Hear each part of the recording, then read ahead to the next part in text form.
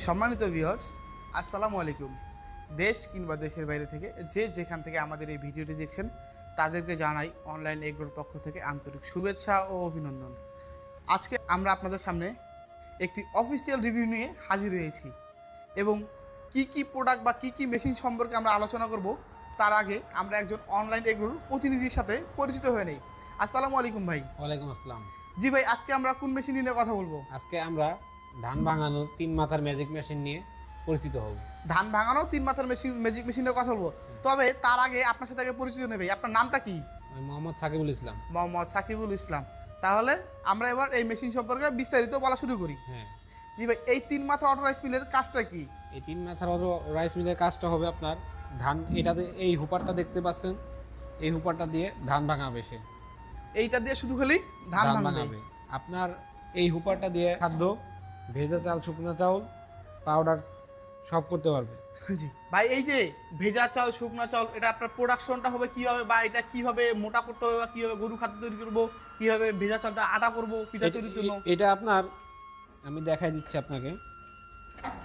এই নেটটা পরিবর্তনের মাধ্যমে মোটা মোটা থাকবে, তখন সে দানাদার খাদ্য করতে পারবে। মানে বর্তমান যে নেটটা আছে এই নেটটা দ্বারা সে দানাদার গরু খাদ্য তৈরি করতে পারবে। হ্যাঁ, আর যখন এখানে চিকন নেট দিবে তখন সে ভেজা চাল, শুকনা চাউল আটা করতে পারবে। ও আচ্ছা আচ্ছা।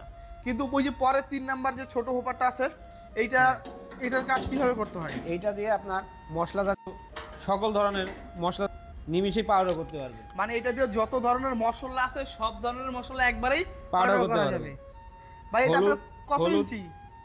এটা আপনার আছে 8 ইঞ্চি। কাস্টমার যদি বলে আমি 10 ইঞ্চি দিয়ে দেবো, সেটাও দেওয়া যাবে।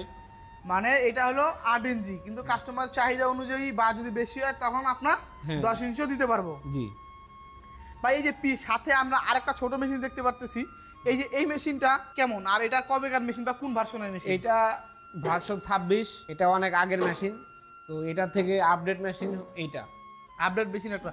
ভাই, অনেক অসাধু ব্যবসায়ী তারা এই ছোট মেশিনগুলোকে বড় মেশিন হিসেবে চালিয়ে দেয়। তাহলে আমরা বড় এবং ছোট মেশিন কিভাবে বুঝবো যে এটা ভার্সন 42 বা ভার্সন 42 না, বা এটা পূর্বের মডেল ছিল? বড় মেশিনের ভার্সন যেটা 42 হবে আপনার পুরাপুরি লাল হবে, আর মডেল নাম্বারটি হবে 6N350। কিন্তু ভাই আমি দেখতেছি যে পূর্বের মেশিনের চেয়ে এই মেশিনের ধানের হলারটা বড়, বা ডিস্ক মিলেরটাও আপডেট। এটা কি আপডেট হয়েছে?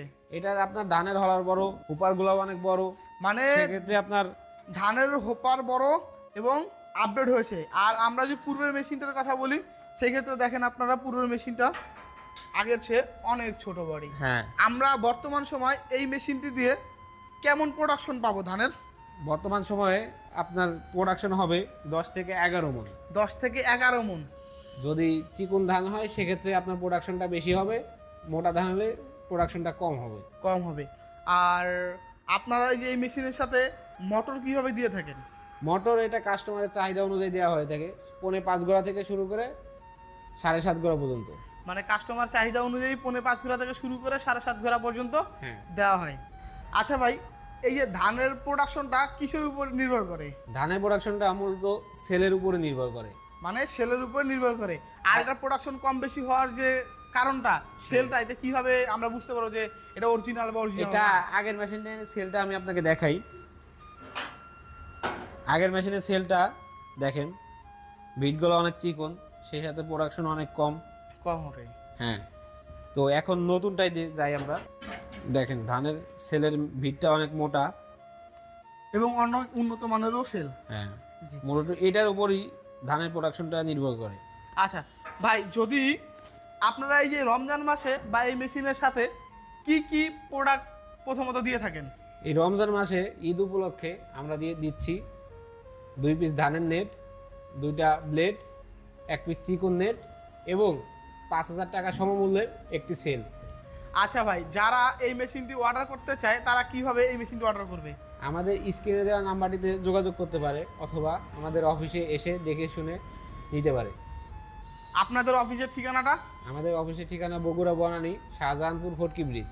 আর আমাদের হেড অফিস ঢাকা এয়ারপোর্ট, হাজি ক্যাম্পের পূর্ব পাশে, বৈশাখীর মোড়।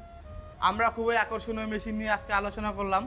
তবে যারা আমাদের চ্যানেলে এখনও নতুন আছেন তারা অবশ্যই আমাদের চ্যানেলটি সাবস্ক্রাইব করে পাশে থাকা বেল আইকনটি অন করে নেয়, যাতে পরবর্তীতে নিত্য নতুন কোনো ভিডিও আপলোড করার সাথে সাথে আপনার কাছে সর্বপ্রথম পৌঁছে যায়। এতদিনে নতুন রিভিউর অপেক্ষায় থাকবেন। সবাই ভালো থাকবেন, সুস্থ থাকবেন। আজকের মধ্যে এখানে শেষ করছি। আসসালামু আলাইকুম।